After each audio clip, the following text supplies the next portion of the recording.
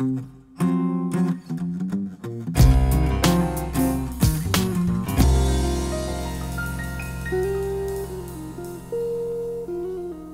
no plenário, o presidente da Assembleia, deputado Tadeu Leite, já deu início à reunião ordinária. Vamos acompanhar. Deputado Dr. Paulo.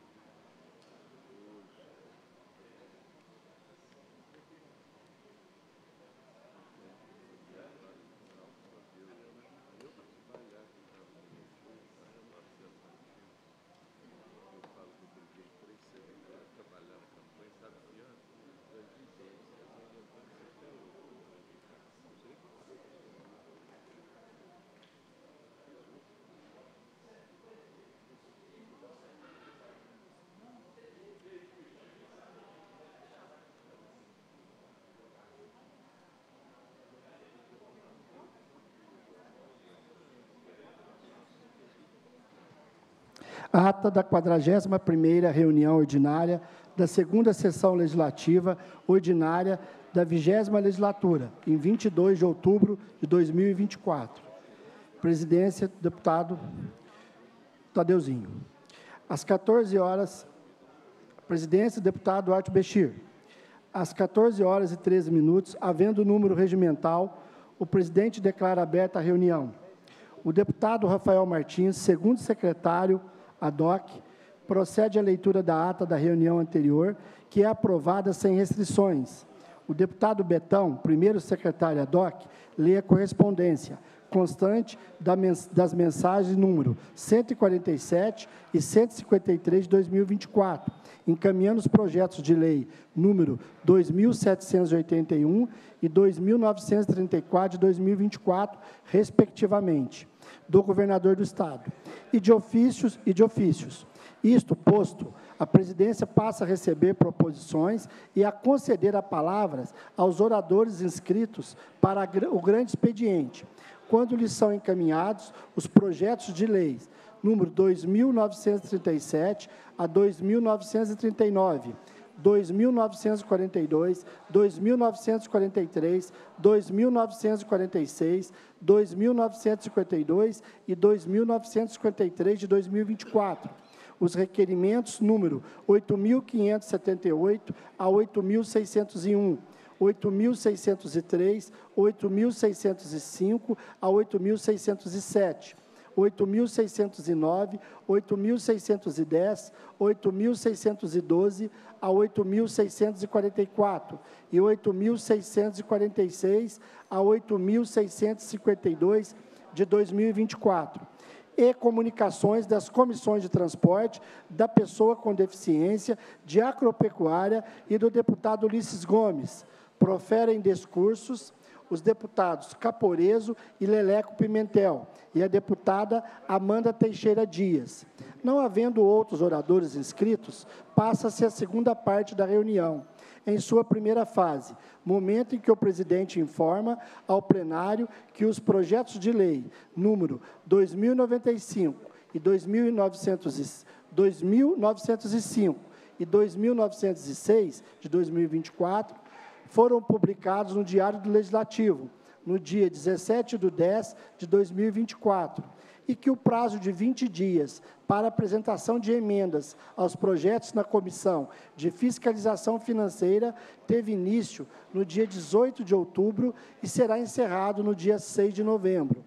Informa ao plenário que foram aprovados, nos termos do parágrafo único do artigo 103 do Regimento Interno, os requerimentos número 8.444, 8.580 a 8.582, 8.586 a 8.593, 8.595 a 8.600, 8.605 a 8.607, 8.609, 8.613, a 8.617, 8.619, 8.623 a 8.627, 8.628 a 8.643 e 8.646 a 8.649 de 2024, da ciência, das comunicações, hoje apresentadas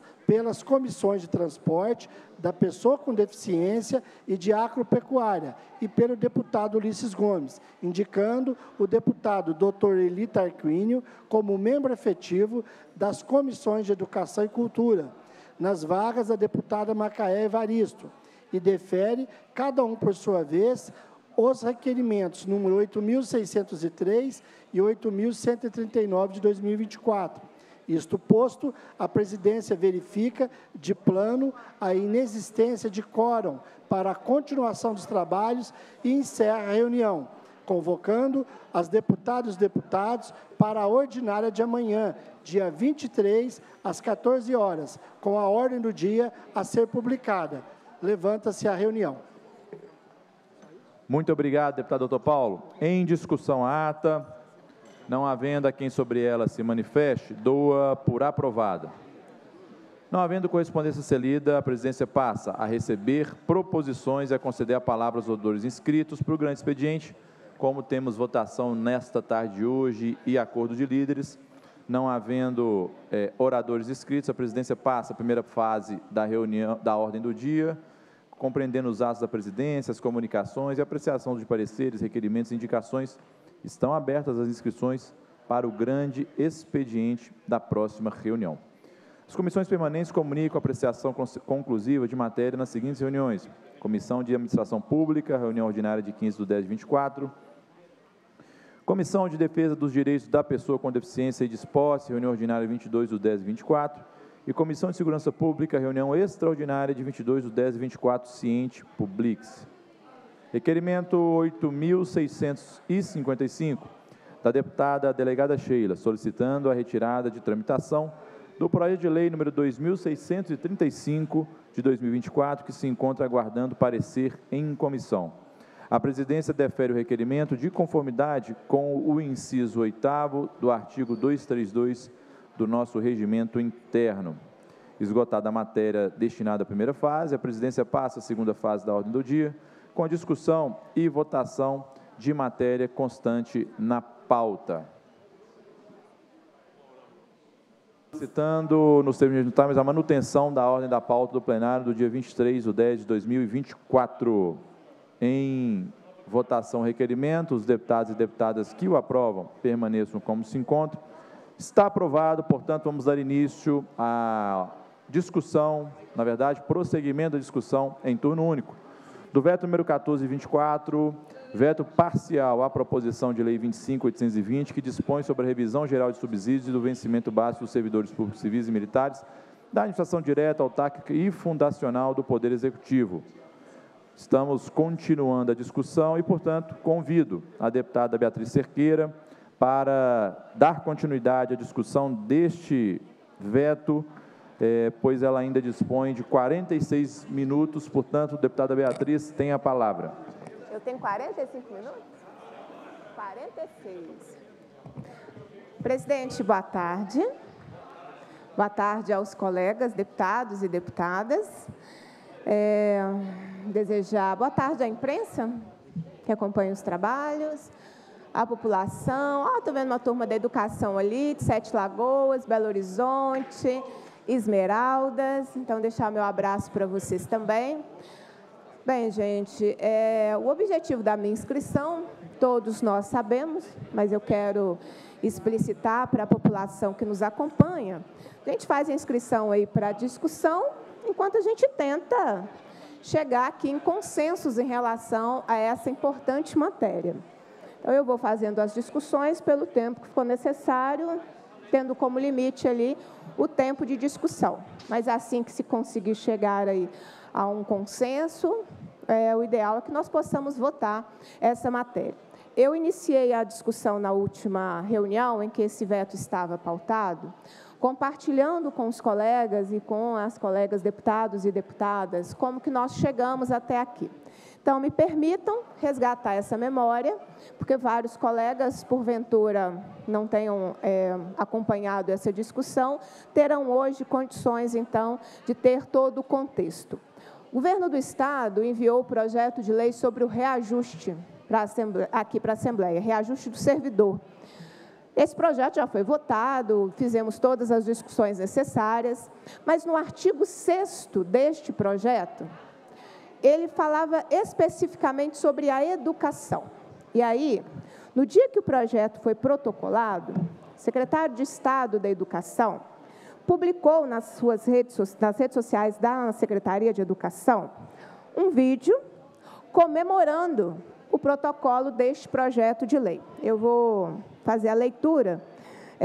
O vídeo está postado lá nas redes da Secretaria de Estado da Educação, no dia 30 de abril. O secretário diz o seguinte no vídeo: servidores da educação do Estado de Minas Gerais, um bom dia. Estou passando aqui para informar que na próxima quinta-feira, 2 de maio, faremos o protocolo de um projeto de lei na Assembleia Legislativa que garantirá a todos os servidores da educação o tratamento de maneira igualitária quanto às recomposições do piso do magistério. Também passo aqui, continua o secretário no vídeo, para tranquilizar e dizer que todos os servidores da educação serão contemplados e que todos os benefícios que recebemos até hoje estão garantidos e ninguém terá que devolver nada. E aí ele continua, mas eu quero repetir uma parte que nos importa nessa discussão de hoje. Segundo o secretário, o projeto de lei que seria enviado à Assembleia Legislativa no dia 2 de maio garantirá a todos os servidores da educação o tratamento de maneira igualitária quanto às recomposições do piso do magistério. Por essa fala do secretário de Estado da Educação, essa votação não teria que acontecer. O veto 14 é o veto do governador a esse tratamento igualitário que o secretário anunciou nas redes sociais da Secretaria de Estado da Educação. Então, aos colegas que, porventura, sigam, né, a orientação do governo, eu pediria para seguir a orientação do secretário de Estado da Educação, para garantir a recomposição de maneira igualitária. Mas, continuando, a última discussão que aconteceu foi na Comissão de Fiscalização Financeira e Orçamentária desse projeto de lei. Lá, eu alertei os deputados que compunham aquela comissão naquele momento, de que o texto, como o governo havia encaminhado, ele autorizaria o governo, esse ano, ano que vem, não sei, daqui 5 anos, não sei quando, mas autorizaria o governo a praticar reajustes diferenciados entre as 8 carreiras da educação. E que, se o intuito do governo era manter esse tratamento igualitário, tinha que haver uma correção na redação. A Comissão de Fiscalização Financeira e Orçamentária foi suspensa, o governo foi consultado, nosso líder de não é o meu líder, né, mas o líder de governo aqui na Assembleia, deputado João Magalhães, estava nessa reunião. A reunião foi suspensa, consultaram o governo, a redação corrigindo o que eu acabei de dizer, que se nós levarmos em consideração a fala do secretário de Educação, então foi um erro do governo, então foi redigido ali na hora a correção. E tanto era uma correção que ela não foi apresentada como uma emenda da minha autoria, uma emenda do Bloco Democracia e Luta. Foi feita no parecer do relator. Votado por unanimidade lá, veio para o plenário, votado por unanimidade aqui, ninguém destacou nada, ninguém questionou nada, ninguém disse que não podia ser assim, ao contrário, né? Nós estávamos fazendo uma correção. Correção feita dentro do que o secretário havia anunciado. Qual foi a nossa surpresa? quando o governador vetou. Então, primeiro, a gente fica um pouco confuso de que os diálogos nas comissões, eles são jogados no lixo. E isso serve de alerta para todos nós, porque todos nós levamos demandas ao governo, o governo concorda, se sensibiliza, pactua e pode mudar de ideia depois, e aí a gente enfrenta a situação que nós estamos enfrentando. Eu lamento, porque o governo, nessa legislatura, tem imposto aos deputados votações que são constrangedoras. Quem quer votar contra a educação no plenário de uma Assembleia Legislativa? Quem quer manter o veto do governador, ou quer sair do plenário na hora da votação, para diminuir quórum, ou não registrar presença, para também não ter o registro do seu posicionamento? Quem quer participar da manutenção do veto do governador, que não está dando reajuste, não está impactando em novas despesas, não está criando regra, não pegou o governo de surpresa, aquela coisa que a gente pode ter feito, escondido, sem contar para ninguém, não foi nada disso. O governo foi consultado, o governo concordou com a redação que foi feita pela consultoria da Comissão de Fiscalização Financeira e Orçamentária. O texto veio para o plenário. Quando vem para o plenário, o governo ainda assim tem a possibilidade de dizer, olha, pensamos melhor, olha, analisamos melhor. Não, não pode ser assim. Nada disso foi feito. Aprovado aqui em 2 turnos, aprovado na comissão de redação final, encaminhado ao governo do Estado. Então, como é que a gente vai virar, gente, nessa reta final dos nossos mandatos? Nós estamos virando aí, indo para o último biênio, votando contra a educação. Porque o governo não quer mais manter aquilo que ele havia concordado, que ele havia visto que sim, era necessário fazer a correção, aí fica com a gente. Aí fica com a gente o voto, né? O carimbo do voto, como cada um de nós nos comportamos. Isso é péssimo, porque o governo ele se exime do diálogo, ele se exime da responsabilidade do diálogo feito nas comissões e joga para a gente fazer votações como essa que nós faremos, ou não participar de votações, porque a ausência nessa votação aqui hoje, ela ajuda o governo, porque nós precisamos ter 39 votos, aproveito para explicar a dinâmica, né, sobre o veto, nós precisamos ter 39 deputadas e deputados votando contra o veto do governador. Se nós tivermos 38, 37, mesmo que tenhamos sido maioria, não derruba o veto do governador. Então, nós precisamos, além dos votantes, 39 votos de deputadas e de deputados pela derrubada do veto, discordando do governador. Então, esse é o momento, o ponto em que nós nos encontramos. Eu gostaria muito que isso não fosse necessário. No início da minha discussão, eu havia compartilhado com vocês que isso não é uma marcação de posição, porque quando a gente quer marcar a posição, a gente apresenta emenda, a gente disputa, a gente destaca a emenda, faz o nosso trabalho enquanto oposição, ou quando a gente quer marcar a posição do que nós acreditamos e do que nós a defendemos, mas essa votação não se trata disso. Se trata de uma questão importante que o governo anunciou, participou das negociações na Comissão de Fiscalização Financeira e Orçamentária e depois desistiu. E a desistência dele implicou em trazer de volta essa discussão aqui para o plenário da Assembleia Legislativa, fazendo com que os deputados e deputadas, nós tenhamos que tratar de um assunto que imaginávamos ter sido vencido já no processo. E fica, assim, um final de ano particularmente difícil para a gente, porque nós sabemos que, depois do segundo turno das eleições, o governo vai querer avançar com o projeto de segundo turno, onde tem, né, Belo Horizonte e Uberaba, no caso aqui de Minas.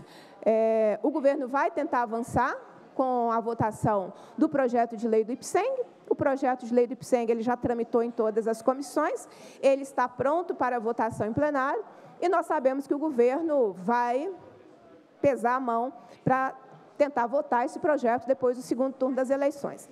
Nós sabemos também que o GEOSP, que é aquele projeto que abre a porteira para a privatização da saúde, é outra pauta prioritária do governo. e, portanto, passado o segundo turno das eleições, nós sabemos que o governo também vai tentar avançar com esse projeto. Acho que tem uma ilusão dita aos trabalhadores da segurança pública, uma falsa garantia que o IPSM não será votado. Eu estou alertando, né?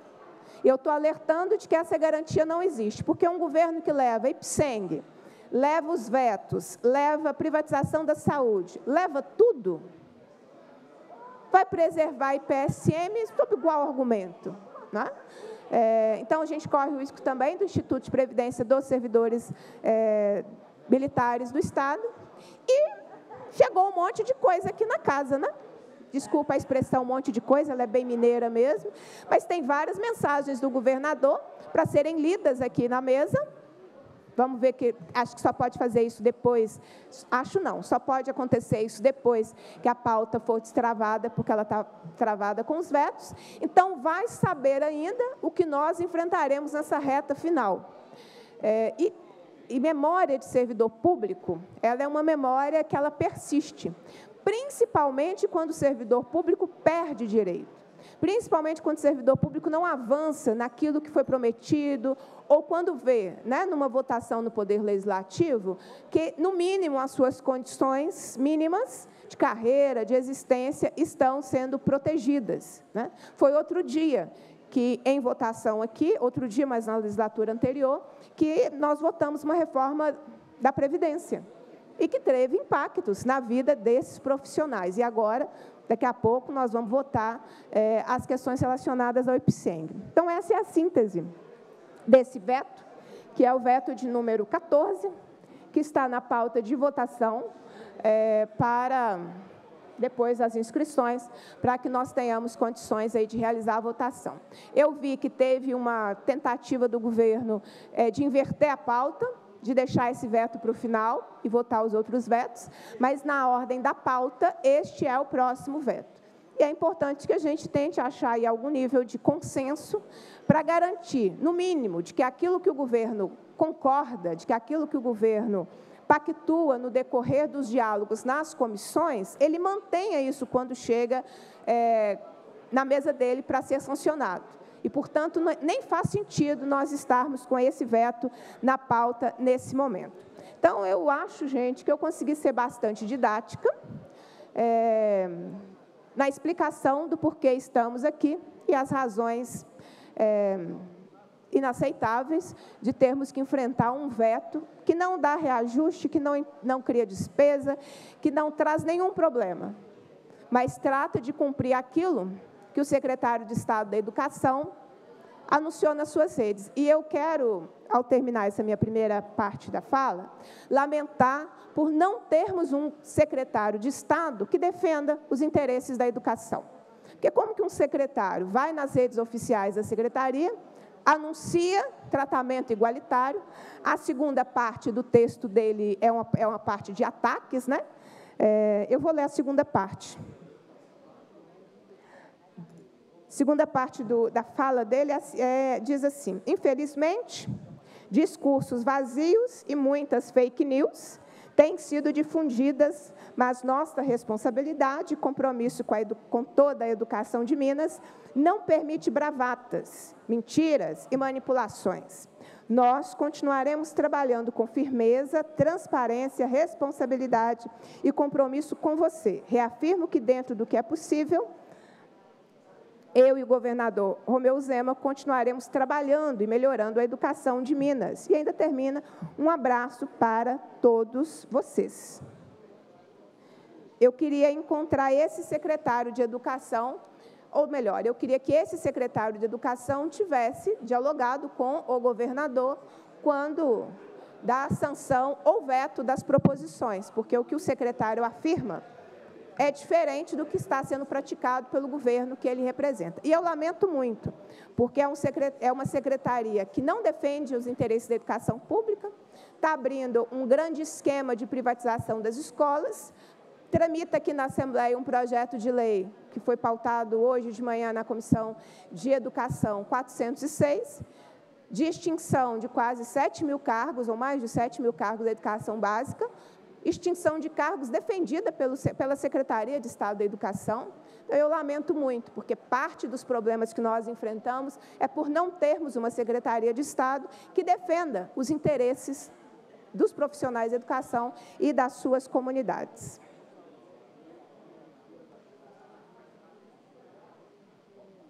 Gente, não, eu não acabei. Alguém chegou em algum consenso? É para eu continuar a obstruir? É só porque eu vou mudar de assunto.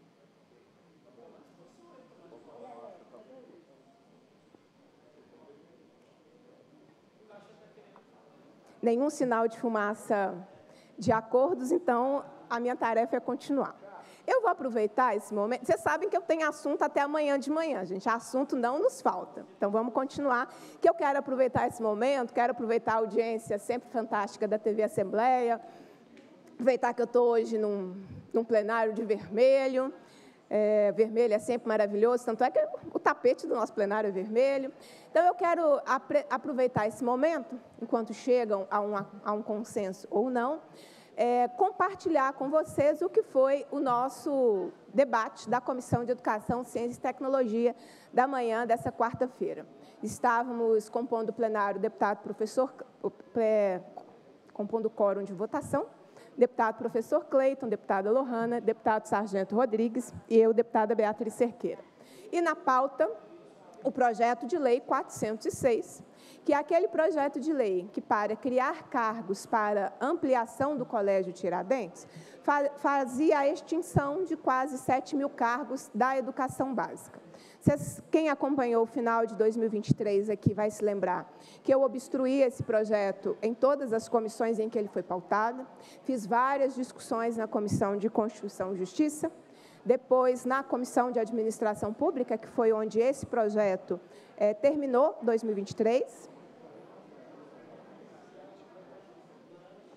e depois, lamentavelmente, o projeto saiu da Comissão de Administração Pública. Acho isso ruim, quando ele é retirado de uma comissão de mérito, foi retirado porque teve um pedido de perda de prazo na comissão, e foi para a Comissão de Educação. Quando chegou na Comissão de Educação esse ano, eu apresentei requerimento de diligências, ou seja, de pedido de informações à AGE, Advocacia Geral do Estado, à Polícia Militar, à Secretaria de Estado de Planejamento e Gestão e à Secretaria de Estado da Educação. Para cada um desses órgãos ou secretarias, informações pertinentes a essas áreas. O governo demorou muito para responder. Eu vou arriscar dizer que o governo nem queria responder aos nossos questionamentos, porque nós queríamos entender de onde eram esses cargos da educação básica que o governo estava fazendo a extinção. Nosso problema não era com o Colégio Tiradentes e a sua necessidade de expansão. O problema era com a extinção de cargos da educação básica, que nós, desde o ano passado, questionávamos. Onde estavam esses cargos? Quem estava ocupando esses cargos? Como era possível a Assembleia Legislativa chancelar fechamento de postos de trabalho, demissão de quase 7.000 profissionais da educação? Um outro problema que tinha no projeto de lei era a extinção do nível de doutorado da carreira do professor de educação básica. Nós brigamos tanto, discutimos tanto, que isso o governo corrigiu. E aí, a tramitação, se eu não me engano, a que saiu da própria Comissão de Constituição e Justiça, já saiu com isso resolvido. Nós apresentamos o pedido de informações, o governo demorou muito para responder. Quando ele respondeu, então, nós iniciamos tratativas para avançar em relação ao conteúdo do parecer do projeto que estava lá na Comissão de Educação. Eu fui a relatora do projeto e acho que eu decepcionei muita gente. Não sei se muita, né? Algumas. Porque esperavam de mim uma postura radical de apresentar algumas... Nem todos ficaram decepcionados, né, Lohana? Obrigada. Mas esperavam de mim uma postura que eles chamariam de radical, de simplesmente rejeitar o projeto, porque achavam que o tempo que eu estava demorando era um tempo só de obstrução, e eu dizendo, não, gente, a gente quer se debruçar, quer debater conteúdo do projeto de lei 406, mas não acreditaram muito na minha boa vontade, na minha boa fé, não. Mas, ainda assim, eu quero agradecer aos que acreditaram. É muito constrangedor quando um projeto de lei sai da comissão de mérito, sem que a comissão de mérito tenha se posicionado. Acho que isso não faz bem ao conteúdo, ao debate, ao contraditório, né, das proposições aqui no processo legislativo. Por isso, inclusive, eu sou muito resistente em pedir perda de prazo de projetos de minha autoria que estão em comissões. É muito raro, né, eu fazer isso, porque eu tento, mesmo que as minhas necessidades sejam, e as necessidades minhas não, daqueles que eu represento sejam muito urgentes, eu procuro sempre respeitar as comissões e batalhar pelo melhor consenso na tramitação dos projetos. Acho que um dos poucos lugares que eu pedi perda de prazo foi na Comissão de Fiscalização Financeira e Orçamentária, na legislatura passada, porque eu tenho um projeto de lei aqui, este sim para combater privilégios, fazendo com que as locadoras de carro paguem o mesmo IPVA que todos nós que temos carros pagamos. Mas o governo opera contra esse projeto desde a legislatura passada. Então, acho que lá foi o único lugar que eu pedi, na legislatura passada, que eu devo ter pedido perda de prazo, se eu estou aí bem afiada de memória. Bem, mas vamos voltar aqui ao 406, e a Comissão de Educação, Ciência e Tecnologia, que eu quero apresentar. Eu vou aproveitar o tempo que eu tenho que ficar aqui falando mesmo.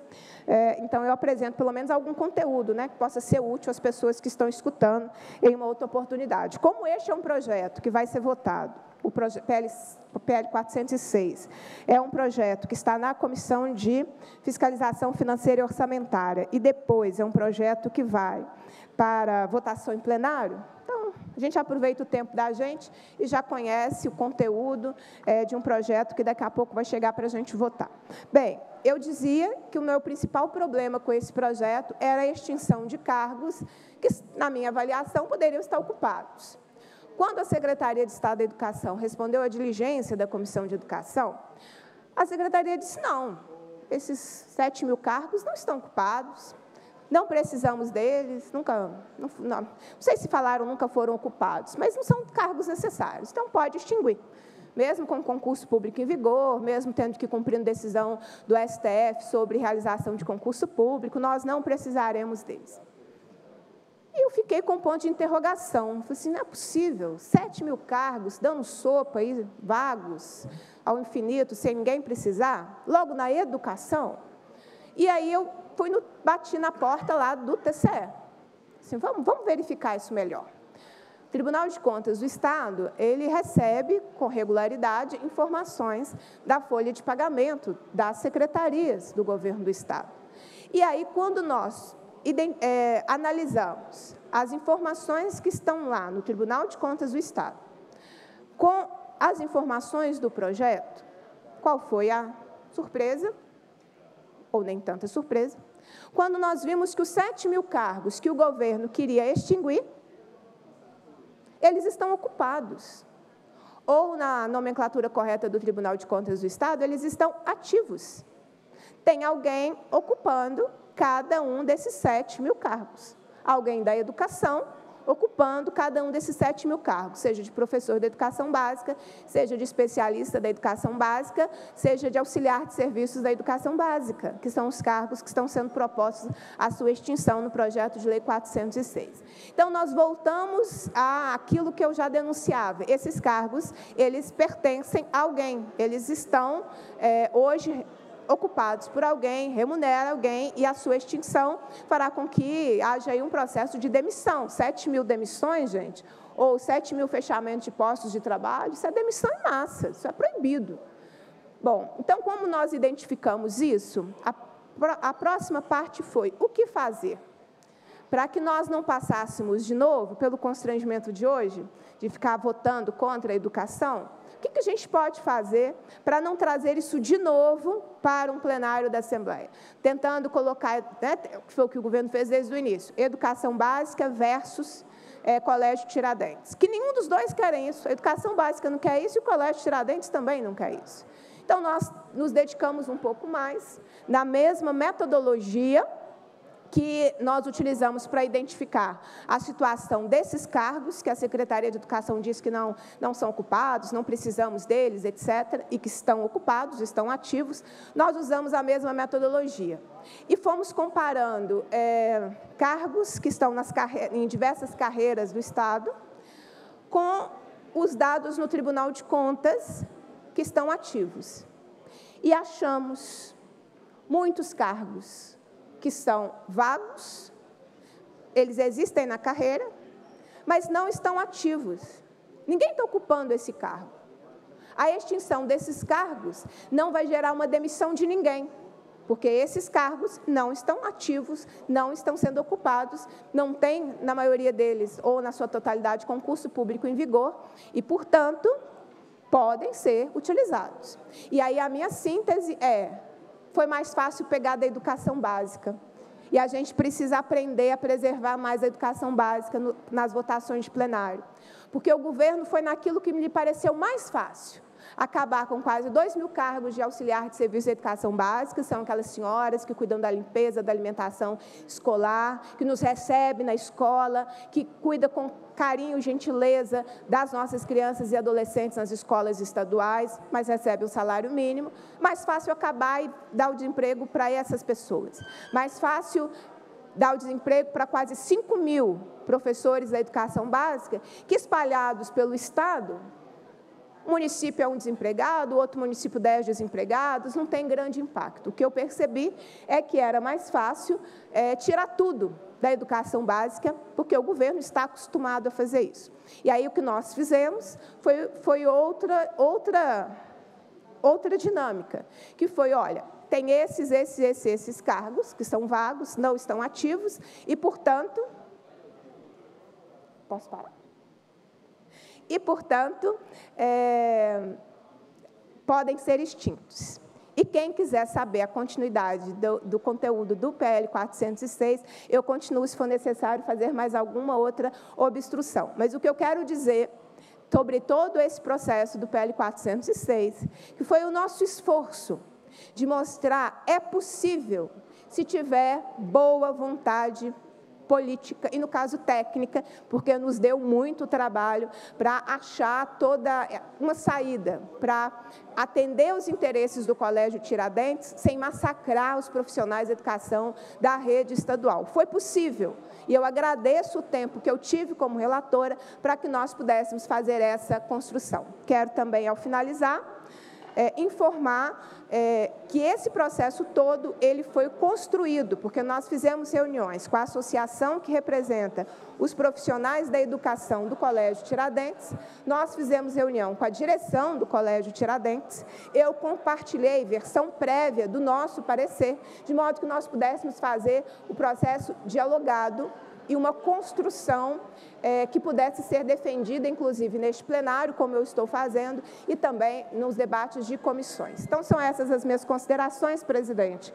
Eu finalizo por aqui, para que nós possamos dar sequência à votação do veto 14. Quero lembrar que o parecer apresentado em plenário pelo professor Cleiton é pela rejeição do veto do governador, pela sua derrubada, e é isso que nós faremos em votação, pela derrubada do veto e a garantia, né, daquilo que o secretário de Estado prometeu, não cumpriu, não defendeu junto ao seu governador, mas nós estamos fazendo aqui a defesa dessa regulamentação básica necessária, que eu nem precisava estar aqui fazendo isso. E nós nem precisávamos passar por essa situação de ter que discutir um veto sobre o mínimo, sobre o básico, sobre não deixar o Estado ter o direito de praticar reajustes diferenciados dentro das carreiras da educação. Como é que a gente vai explicar que a professora teve um reajuste e a SB não, e a auxiliar de serviço da educação básica não teve? Porque o governo vai dizer que foi a Assembleia, porque é votado pela Assembleia. A lei é aqui é o lugar, né, da lei. Então, para que a gente não tenha que fazer esse tipo de explicação, que a gente possa garantir tratamento igualitário, que foi o que o secretário de Educação anunciou nas redes institucionais da Secretaria de Estado da Educação. Então, para garantir esse tratamento igualitário, tão anunciado pelo próprio governo e depois vetado por ele mesmo, eu peço aos colegas que possam fazer um grande esforço no voto para que nós possamos derrubar o veto do governador.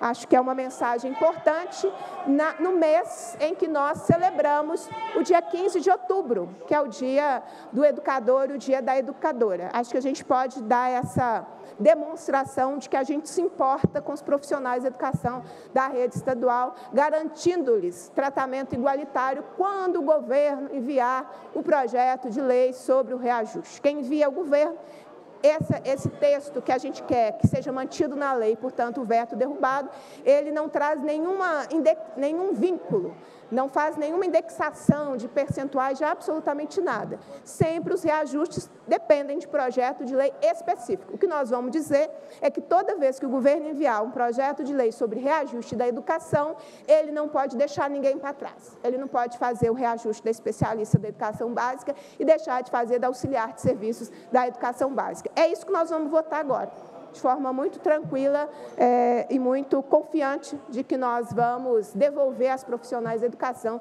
a derrubada do veto 14 do governador do Estado. São as minhas considerações, presidente. Mandaram parar, isso mesmo, gente.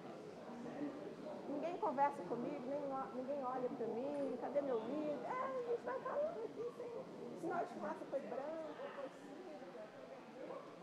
Falar que aí foi encerrar.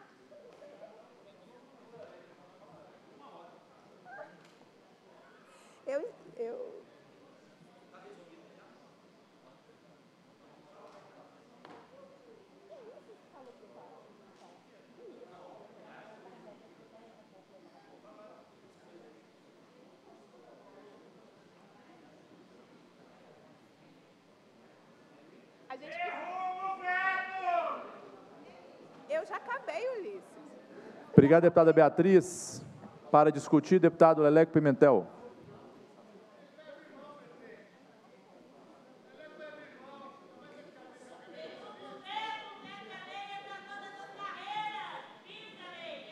Deputado Leleco, tem a palavra. Presidente, deputados e deputadas, eu tenho certeza que, ao declinar da fala, eu contribuirei para que a gente possa avançar e derrubar esses vetos. Essa é a minha fala de hoje. Muito obrigado.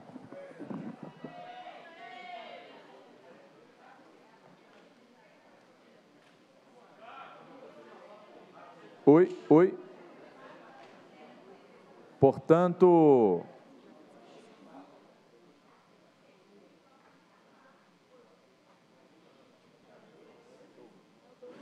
a presidência vai dar início à discussão em turno único, nesse momento, do veto número 3 de 24, veto parcial à proposição de lei número 25763, que dispõe sobre a instalação de estabelecimentos industriais destinados à produção de açúcar e etanol no Estado, esgotado o prazo constitucional sem emissão de parecer. Cadê o Douglas? Nos termos do parágrafo 2º do artigo 145 do Regimento Interno, a presidência designa relator da matéria o deputado Douglas Melo. Cadê o Douglas? Você quer relatar?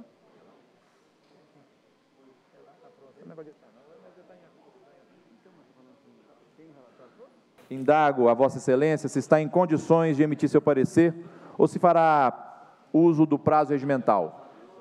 Em condições, portanto, com a palavra o deputado Douglas Melo. Em condição, senhor presidente.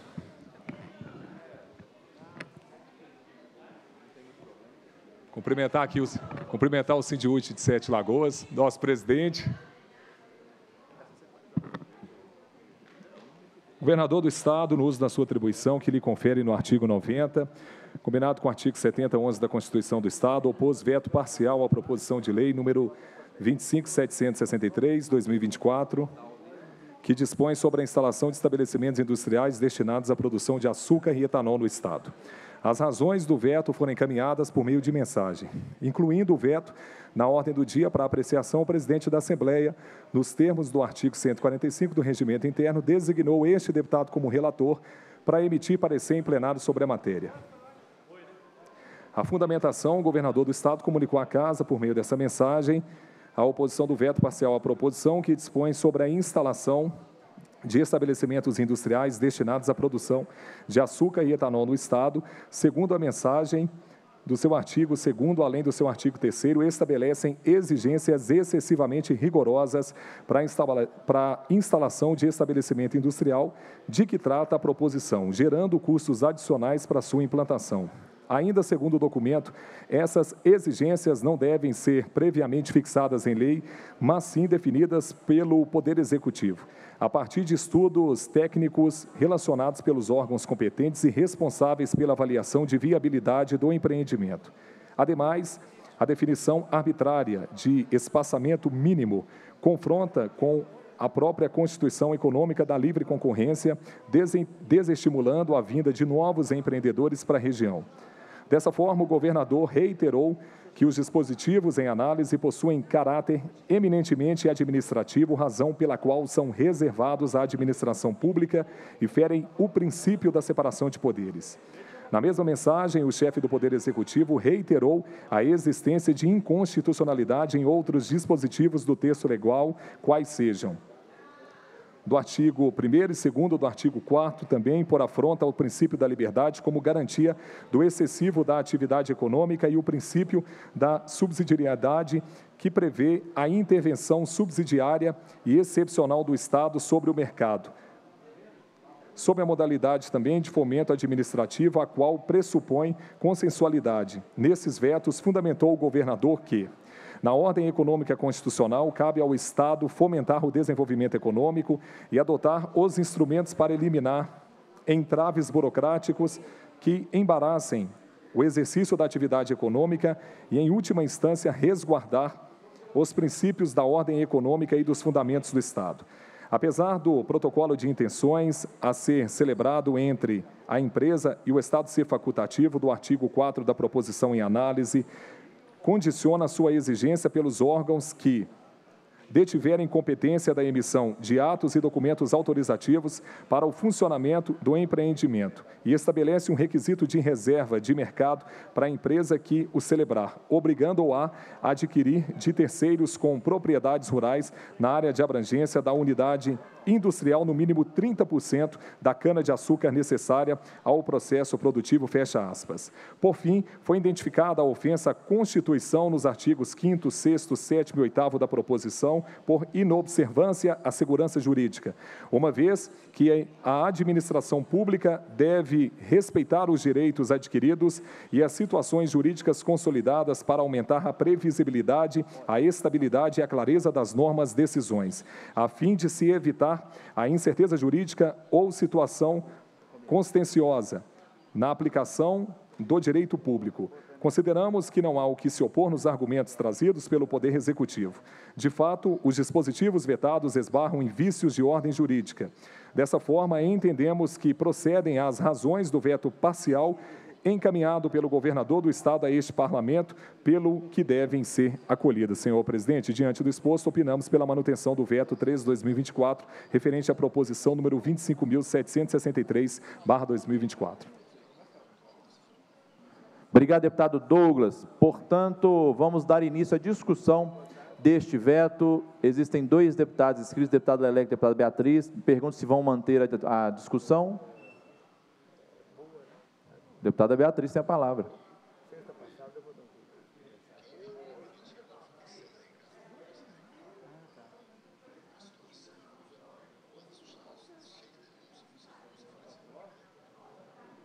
Deputada Beatriz abriu mão da discussão, portanto, não há outros oradores inscritos, encerra-se a discussão. Mas a deputada Beatriz pediu para encaminhar, então a deputada Beatriz tem a palavra. Presidente, eu agradeço. São 2 minutos. Eu, na verdade, quero só explicar às pessoas o que aconteceu na votação do veto 14, o outro veto 12 era anterior a esse, porque eu acho que é importante que as pessoas, às vezes, a gente tem uma dinâmica de regimento interno que não permite que, na hora, a gente possa explicar. Então, é isso que eu quero fazer, né, para que as pessoas entendam que a votação dos 2 vetos anteriores, elas terão que acontecer novamente. Não acredito que aconteça hoje, porque é preciso 39 presentes para votar o veto. E é preciso, para derrubar o veto, 39 votos pela derrubada do veto. Então, o que aconteceu aqui, que no momento da votação, nós nos retiramos do plenário, porque nós vimos que nós ainda não temos os 39 votos para derrubar o veto.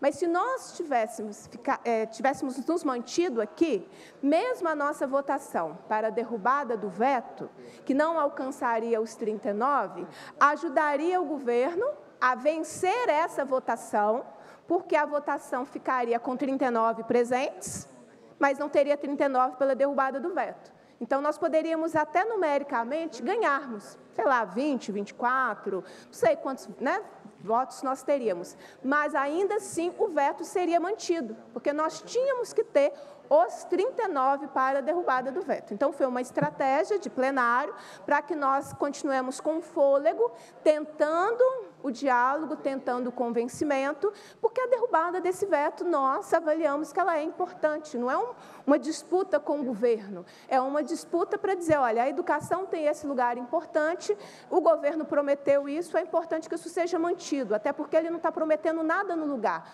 a gente fica num limbo. E demonstrou também que o governo sozinho não tem 39 votos para manter o veto. Então, foi uma tática que se usa no plenário, mas que era importante que vocês entendam, né? Mas que na hora que ela acontece, a gente não tem como fazer essa explicação. Então, eu pedi, a minha inscrição foi, na verdade, para explicar esse processo. Os 2 vetos não votados, hoje, eles vão voltar para a votação em algum momento, né? Porque, enquanto a gente não vota os vetos, não dá para ter sequência na votação de outros projetos. Eu agradeço, presidente, eu só queria explicar, se ninguém me contestou, eu consegui explicar direitinho, né? Qual a dinâmica aqui do regimento interno. Então, era só para dar satisfação, e a gente continua tentando convencer para a derrubada do veto 14. Obrigado, presidente. Obrigado, deputada Beatriz. Portanto, peço atenção aos deputados e deputadas, pois vamos dar início à votação deste veto número 13. As deputadas e deputados que desejarem manter o veto registrarão sim, e os que desejarem rejeitá-lo registrarão não. Portanto, a presidência vai dar início. Presidente, rapidamente me encaminhar o veto. Deputado João, com a palavra, deputado João, para encaminhar. Esse projeto de autoria da deputada Maria Clara, ele já foi regulamentado por decreto, então o voto é pela manutenção do veto. Portanto, voto sim. Vossa Excelência encaminha o voto sim.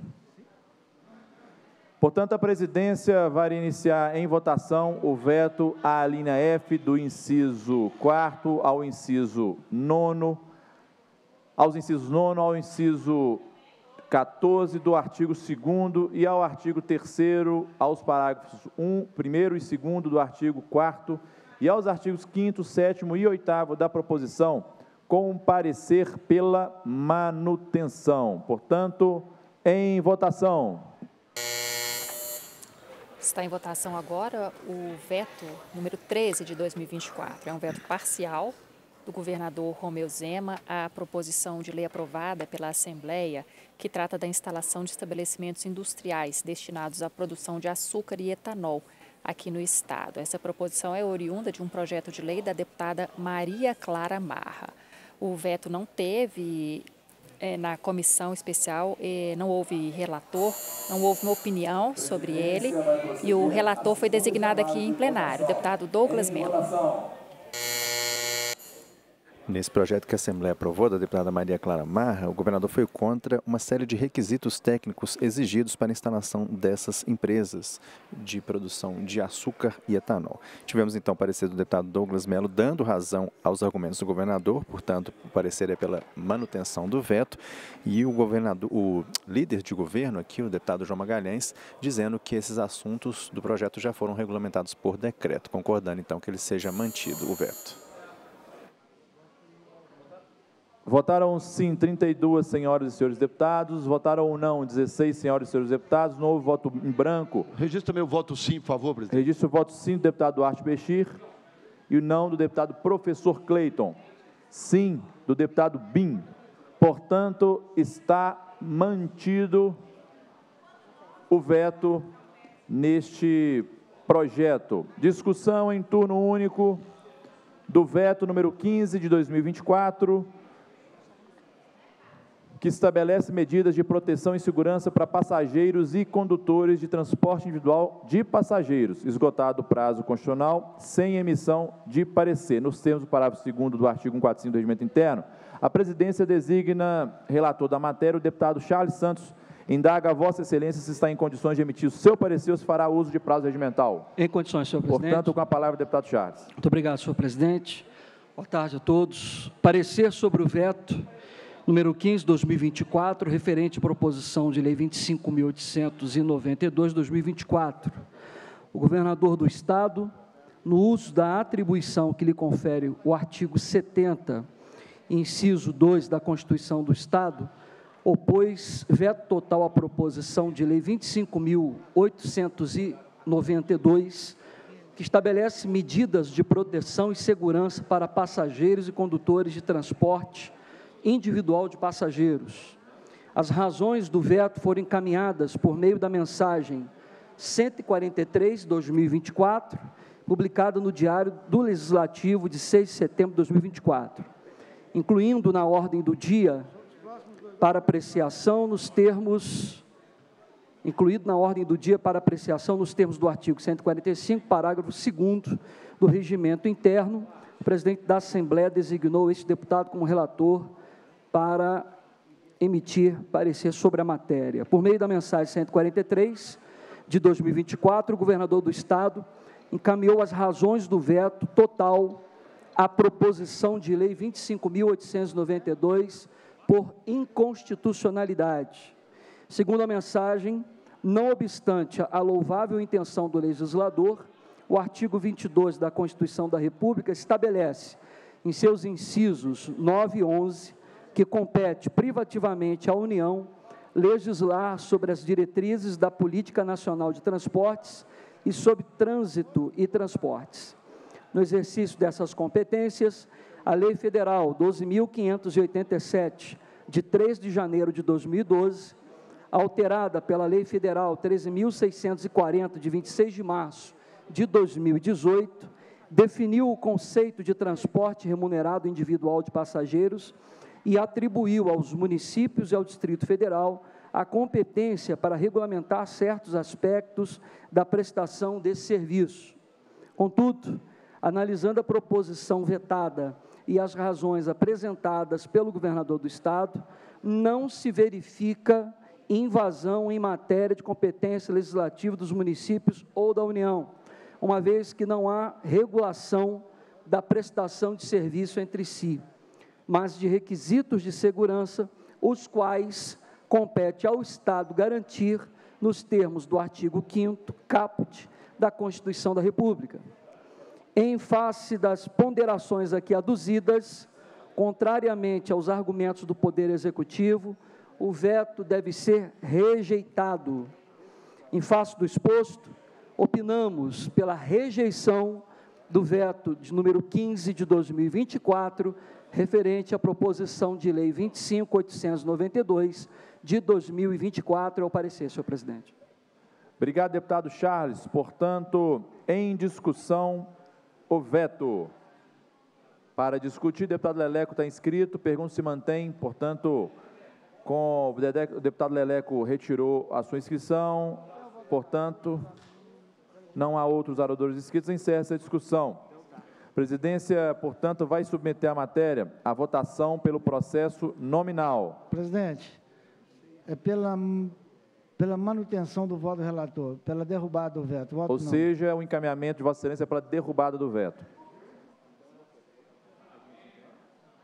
Então, aqueles que desejarem derrubar o veto, registrarão não. Os que desejarem manter o veto, registrarão sim. Portanto, vamos dar início à votação do veto com parecer pela rejeição. Em votação. Em votação nesse momento, aqui no plenário, o veto 15 de 2024, veto do governador Zema, a proposição de lei aprovada aqui pela Assembleia que estabelece medidas de proteção e de segurança para passageiros e condutores de transporte individual de passageiros. Essa proposição é oriunda de um projeto de lei do deputado Tiago Cota. Ela pretende, em síntese, instituir um protocolo de ações para motoristas de aplicativos que se deparem com situações de emergência com os passageiros. Essas situações de emergência, aqui dentro do que a Fernanda falou, é quando o passageiro passar mal, apresentar sintomas de embriaguez, ficar inconsciente, ocorrências desse tipo durante a corrida. Então, a lei aprovada pela Assembleia contém uma série de providências e obrigações a motoristas e empresas. O governador vetou o projeto inteiro, dizendo que esse tipo de legislação, de determinação do parlamento, caberia ao Congresso Nacional e não à Assembleia. Mas o relator discordou do governador e o próprio líder de governo também discordou. Não houve voto sim, portanto, 49 deputados votaram não. Portanto, está rejeitado o veto. Discussão em turno único do veto número 16 de 24, veto parcial à proposição de lei número 25888, que altera a lei número 20.922, de 16 de outubro de 2013, que dispõe sobre as políticas florestal e de proteção à biodiversidade no Estado, e a lei número 21.972, de 21 de janeiro de 2016, que dispõe sobre o Sistema Estadual de Meio Ambiente e Recursos Hídricos, SISEMA, e dá outras providências. Nos termos do parágrafo 2º do artigo 145 do Regimento Interno, a presidência designa matéria o relator, deputado Betinho Pinto Coelho, e indaga Vossa Excelência se está em condição de emitir o seu parecer. Portanto, com a palavra, deputado Betinho Pinto Coelho, nosso vice-presidente também aqui dessa casa.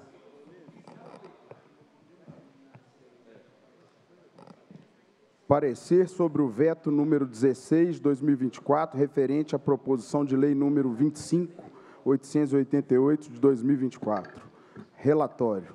O governador do Estado, no uso da atribuição que lhe confere o artigo 70, parágrafo 2º da Constituição do Estado, opôs veto parcial à proposição de lei número 25.888, de 2024, que altera a lei número 20.922, de 16 de outubro de 2013, que dispõe sobre as políticas florestal de proteção à biodiversidade no Estado, e a Lei número 21.972, de 21 de janeiro de 2016, que dispõe sobre o Sistema Estadual de Meio Ambiente e Recursos Hídricos, SISEMA, e dá outras providências.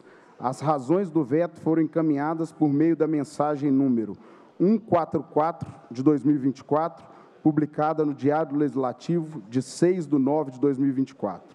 Incluído o veto na ordem do dia para apreciação, o presidente da Assembleia, nos termos do artigo 145, parágrafo 2º do Regimento Interno, designou este deputado como relator para, em 24 horas, emitir parecer no plenário sobre a matéria. Fundamentação. Por meio da mensagem número 144 de 2024, o governador do Estado encaminhou as razões do veto parcial à proposição de lei número 25.888 de 2024, por inconstitucionalidade. Segundo a mensagem, o dispositivo vetado, artigo 2º da proposição, ao impedir a ação administrativa municipal no licenciamento e na fiscalização das atividades de destinação final de resíduos sólidos urbanos em aterros sanitários de qualquer porte, incorre em inconstitucionalidade ao contrariar o modelo federativo de cooperação ecológica previsto na Constituição da República, que se materializa na repartição de competências administrativas comuns entre os entes federativos em matéria ambiental, promovida pela Lei Complementar Federal número 140 de 2011. Da análise das razões do veto, entendemos que ele não deve prosperar. Primeiramente, lembramos que já consta na redação atual do artigo 28A da Lei 21.972 de 2016 a vedação de delegação do licenciamento e da fiscalização das atividades de destinação final de resíduos sólidos urbanos em aterros sanitários de qualquer porte. Ademais, ressaltamos que a proposição de lei reitera a alínea A do inciso 15º do artigo 9º da Lei Complementar número 140 de 2011, que prevê que os municípios podem promover o licenciamento ambiental de atividades ou empreendimentos que causem ou possam causar impacto ambiental de âmbito local, em consonância com as definições do Conselho Estadual de Meio Ambiente, COPAM. Considerados a natureza da atividade e o potencial poluidor, degradador, de um aterro sanitário de qualquer porte, especialmente em relação à potencialidade de contaminação das águas superficiais e subterrâneas, entendemos não ser possível garantir previamente que a abrangência dos impactos decorrentes desse tipo de empreendimento estará também restrita ao âmbito local, dentro dos limites do território do município. Portanto, o dispositivo vetado não ofende o federalismo cooperativo, uma vez que não retira do município a sua competência constitucional e legal de licenciamento e fiscalização das atividades que causem ou possam causar impacto ambiental de âmbito local. Conclusão: em face do exposto, opinamos pela rejeição do veto parcial número 16/2024, referente à proposição de lei número 25.888, de 2024.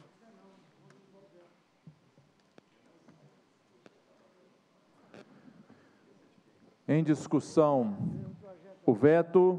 Leleco Pimentel, deputado Leleco, está escrito, portanto, encerra-se a discussão. Vamos dar início, então, à votação. O deputado João Magalhães quer encaminhar? Rapidamente, presidente. Esse artigo ele foi erroneamente colocado nesse projeto e já está contemplado em outro projeto.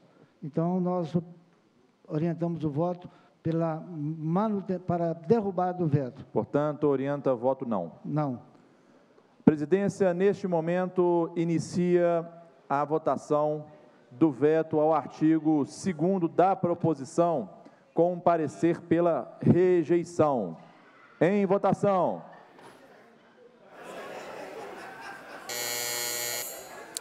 Mais um veto em votação no plenário da Assembleia neste momento. É o veto 16 de 2024. É um veto de Zema, do governador Zema, a um trecho da proposição de lei aprovada pela Assembleia que trata sobre as políticas florestal e de proteção à biodiversidade do Estado. É uma proposição oriunda do projeto de lei do deputado Antônio Carlos Arantes. Rodrigues, vem cá. A presidência vai proceder à segunda chamada de votação. Em votação. Esse projeto do deputado Antônio Carlos Arantes trata de compensação de multas ambientais, mas o que o governador vetou foi outro tema ambiental nessa lei. É o dispositivo que proíbe que municípios licenciem e fiscalizem a destinação de resíduos para aterros sanitários. Esse ponto tinha sido incluído no segundo turno em um novo texto sugerido pela Comissão de Meio Ambiente e, segundo o governador, a legislação federal permite aos municípios esse tipo de licenciamento. Mas estamos tendo aqui manifestação contrária a essas opiniões do governador.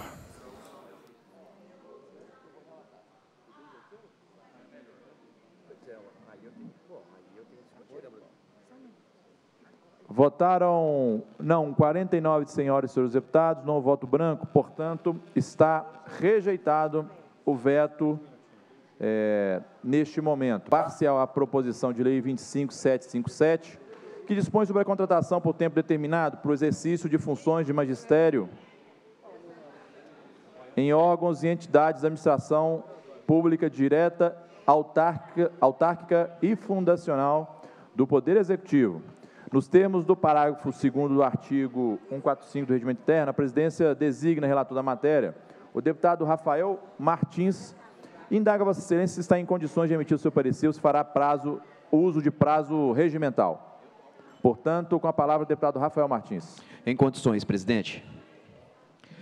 Parecer sobre o veto de número 12/2024, referente à proposição de lei número 25.757, de 2024. O governador do Estado, no uso da atribuição que lhe confere o artigo 90, combinado com o artigo 70 da Constituição do Estado, opôs veto parcial à proposição de lei número 25.757, de 2024, que dispõe sobre a contratação por tempo determinado para o exercício de funções de magistério em órgãos e entidades da administração pública direta, autárquica e fundacional do Poder Executivo.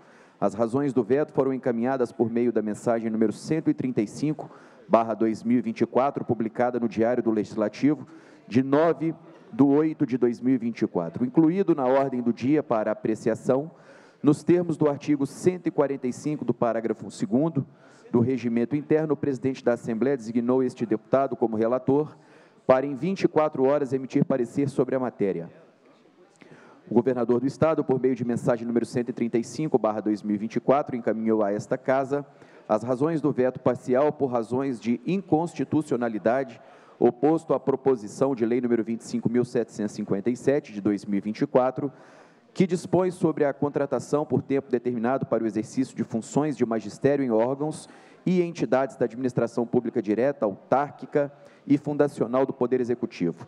Conforme a mensagem, após ouvida a Secretaria de Estado de Governo, foi vetado o artigo 21 da proposição, o qual acrescenta o artigo 22A à Lei de número 23.750, de 23 de dezembro de 2020, nos seguintes termos. Artigo 21. Fica acrescentado à Lei número 23.750, de 23 de dezembro de 2020, o seguinte artigo 22A.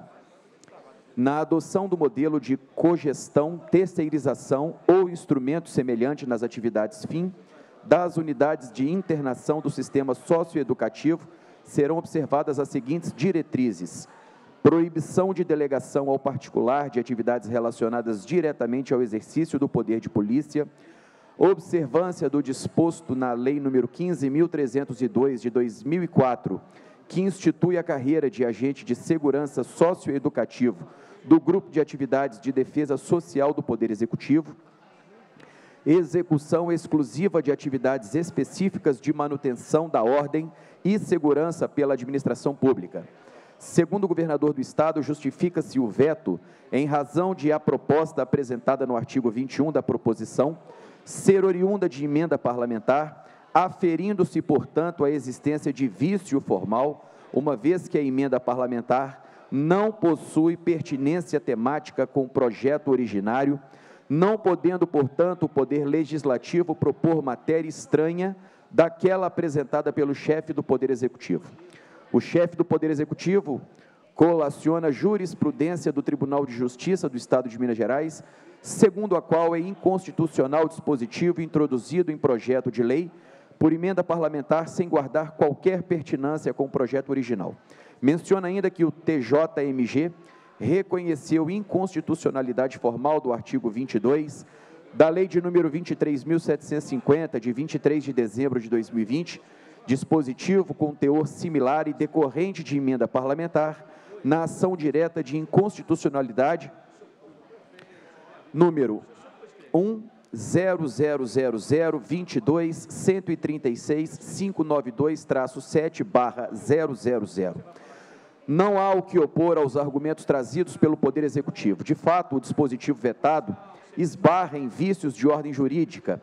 Com efeito, afere-se que a adoção do modelo de cogestão, terceirização ou instrumento semelhante nas atividades fim das unidades de internação do sistema socioeducativo, como proposto no dispositivo vetado, é matéria alheia ao escopo da proposição, inexistindo, portanto, pertinência temática entre esta, que disciplina a contratação por tempo determinado para o exercício de funções de magistério em órgãos e entidades da administração pública, autárquica e fundacional do Poder Executivo, e o dispositivo vetado que foi acrescido por meio de emenda parlamentar. Por fim, e conforme alegado, de fato, o teor do artigo vetado é similar aos dispositivos reconhecidos como inconstitucionais pelo Tribunal de Justiça de Minas Gerais, na Lei de número 23.750, de 2020, por vício de forma, ação direta de inconstitucionalidade. Dessa forma, entendemos que procedem as razões do veto parcial encaminhado pelo chefe do Poder Executivo a este Parlamento, pelo que devem ser acolhidas. Conclusão: em face do exposto, opinamos pela manutenção do veto parcial número 12/2024, referente à proposição de lei número 25.757, de 2024. É esse o parecer, presidente. Obrigado, deputado Rafael. Portanto, para discutir, com a palavra, deputado Sargento Rodrigues.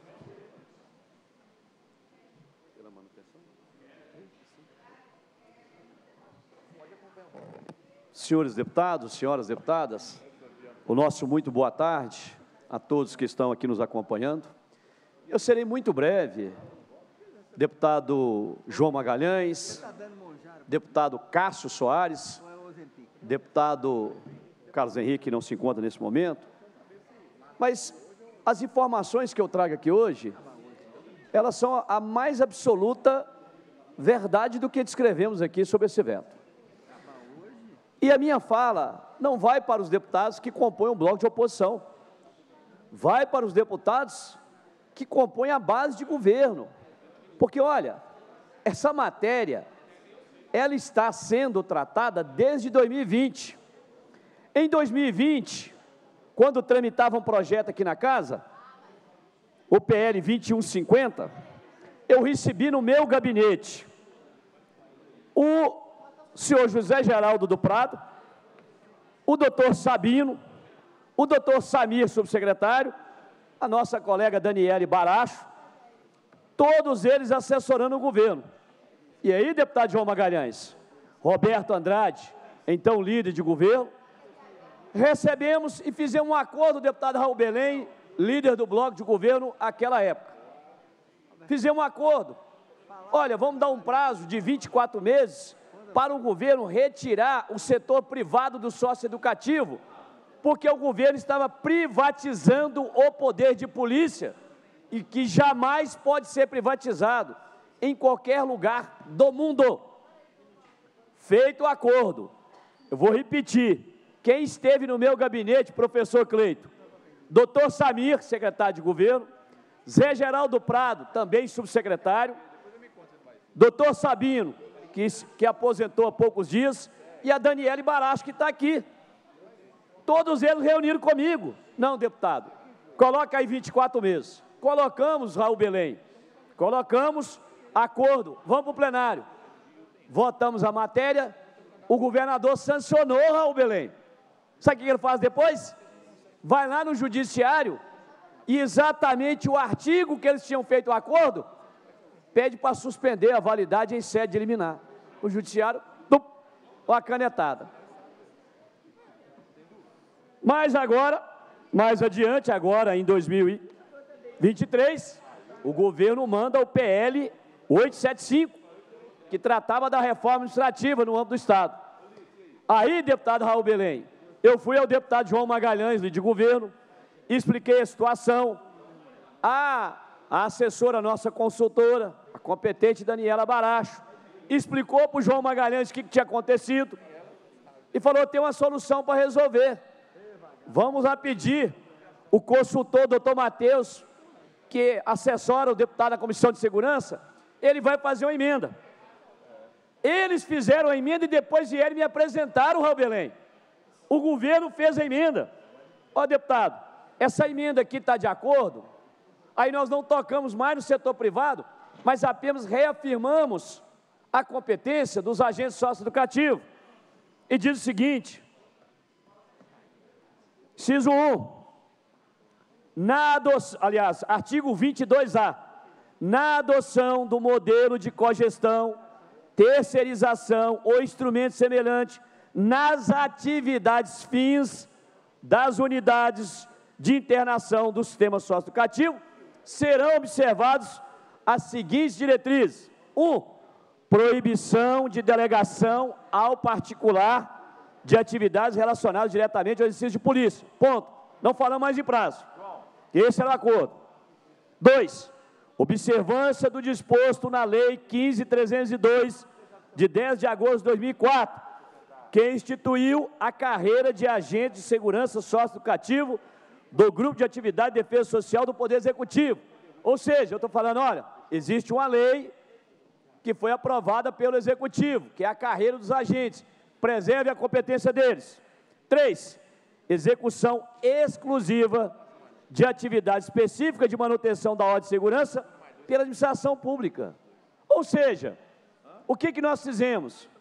Nós dissemos aquilo que já está na lei. Novo acordo, deputada Lourdes Falcão. Fizemos um acordo com a emenda que o próprio governo preparou. Está ali a Daniele Baracho. Foi ela que preparou a emenda. Levou o João Magalhães. Está certo, sargento Rodrigues. Acatou a emenda na Comissão de Administração Pública, veio para o plenário, votou em primeiro e segundo turno, o governador vetou de novo. O governador vetou 2 vezes o mesmo assunto, fruto de acordo produzido pelas suas lideranças em plenário. Então, não é possível, senhor presidente, que essa casa não venha derrubar algo. Não é possível. Não é possível que o deputado João Magalhães não possa assumir o compromisso que ele fez comigo e com os demais parlamentares. Isso é compromisso público.